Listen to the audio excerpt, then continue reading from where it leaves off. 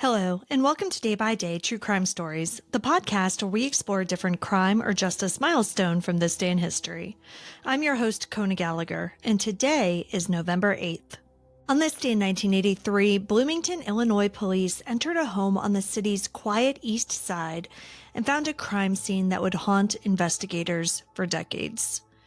Inside were 30-year-old Susan Hendricks and her three children, 9-year-old Rebekah, 7-year-old Grace, and Benjamin, who was just 5. They were all dead in their beds. The killings were brutal, but the question of who was responsible would divide experts, jurors, and the community for years to come. Today, we're discussing the Hendricks family murders. Let's get started.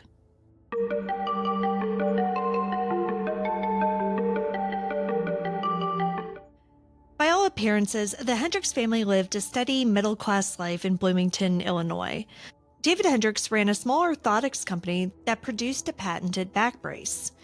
His wife, Susan, was a devoted mother who was active in their conservative Christian fellowship.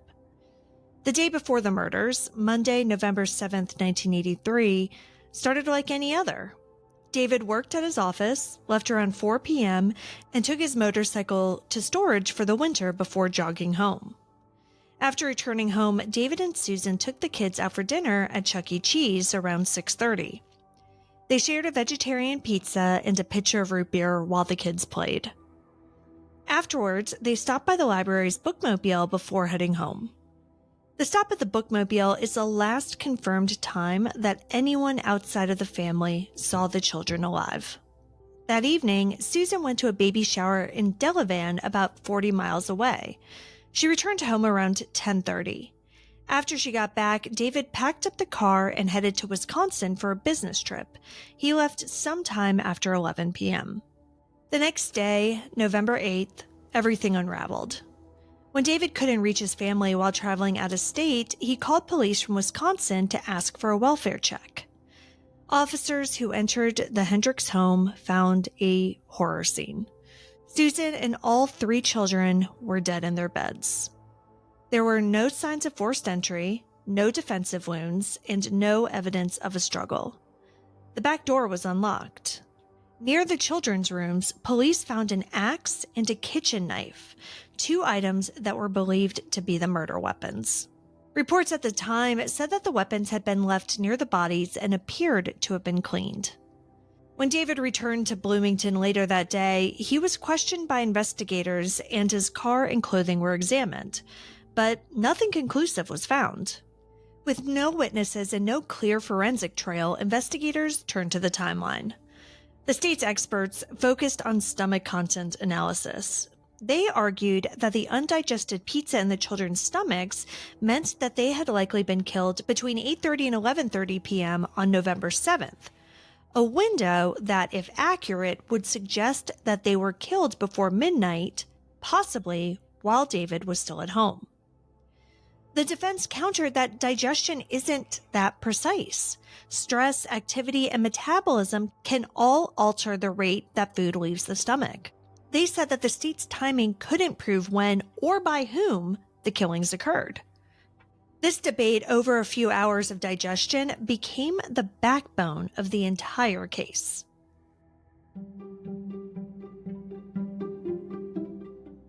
On December 5th, 1983, police arrested David Hendricks. Later that month, a grand jury indicted him on 4 counts of murder. At trial, prosecutors presented a theory that was built on circumstantial evidence. They argued that Hendricks's strict religious beliefs, which frowned upon divorce, clashed with his alleged attraction to women who he'd hired as models for his company's advertising. The implication was that he killed his family rather than face personal or moral failure.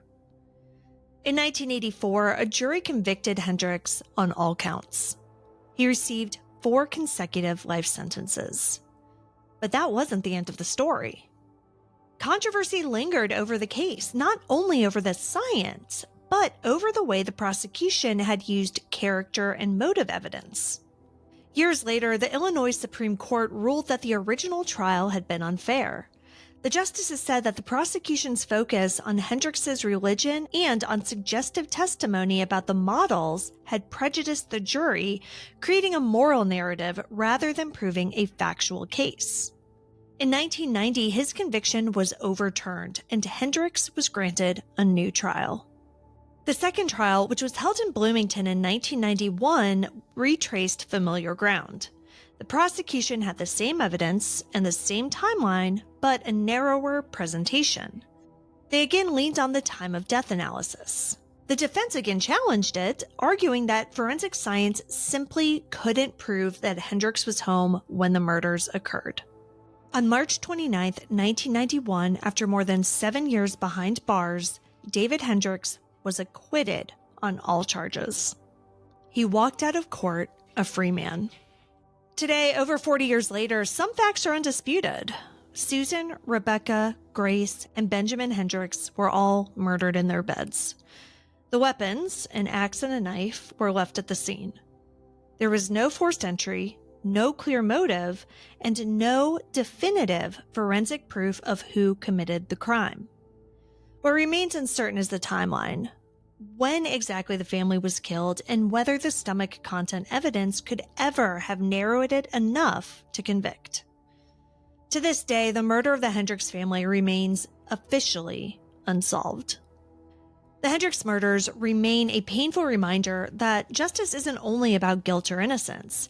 It's also about process, proof, and the consequences when either falls short. Thank you for joining me on today's episode of Day by Day True Crime Stories. If you found this episode compelling, please subscribe, rate, and review the podcast. It'll help us grow. And be sure to join me again tomorrow as we explore another significant event in true crime history. Until then, stay safe and remember that behind every headline is a life worth remembering. Day by Day True Crime Stories is a Little Monster production. Hey, you can do it!